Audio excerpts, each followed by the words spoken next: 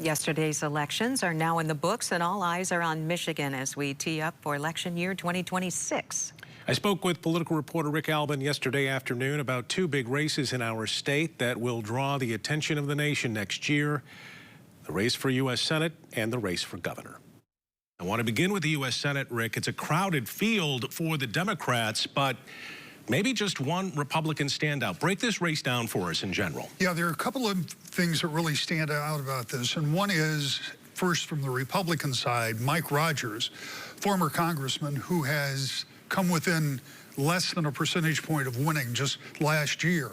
The fact that we have two open Senate seats back-to-back is the first that I've ever covered in the state, and that we have an open Senate seat and an open governor's seat at the same time is also a first for the time that I've been covering politics here in Michigan. But on the Republican side, Mike Rogers, at this moment, has a pretty clear field. There may be some other names in there. I don't know how many of them make the ballot.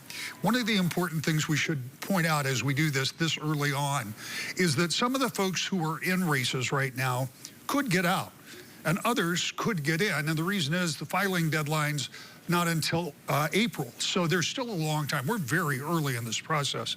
But as you point out, for the Republicans right now, the big name in that race is Mike Rogers. For the Democrats, as you also point out, there are some really big names, and there's going to be a primary battle there. Almost certainly we know that Haley Stevens, a current congresswoman, is running, as is State Senator Mallory McMorrow, and Abdul El Sayed, who ran for governor a few years ago. So all three of them are going to be in this race, and they're going to be raising a lot of money. In fact, they have already. Right. And it's going to be an expensive election year.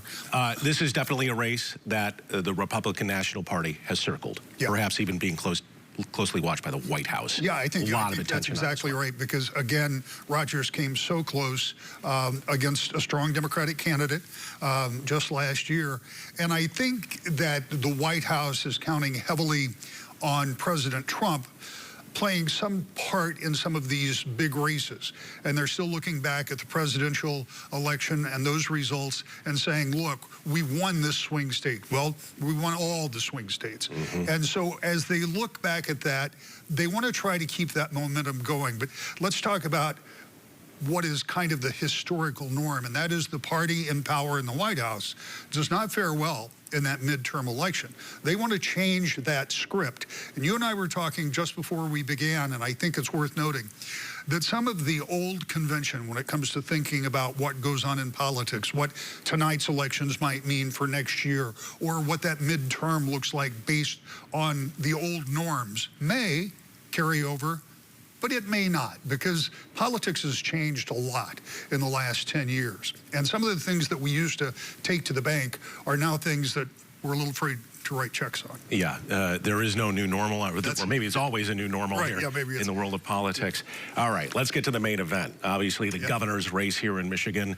The governor's office in this state has kind of gone back and forth over the last 4 decades, and certainly the state doesn't show any particular loyalty. It's about as purple as it can get, right? Yeah, I think the last time that a party succeeded itself was when Romney resigned to go to HUD and then Milliken became governor. And so that wasn't just by default. Yeah, that was not even an election. And so it's switched every time since then.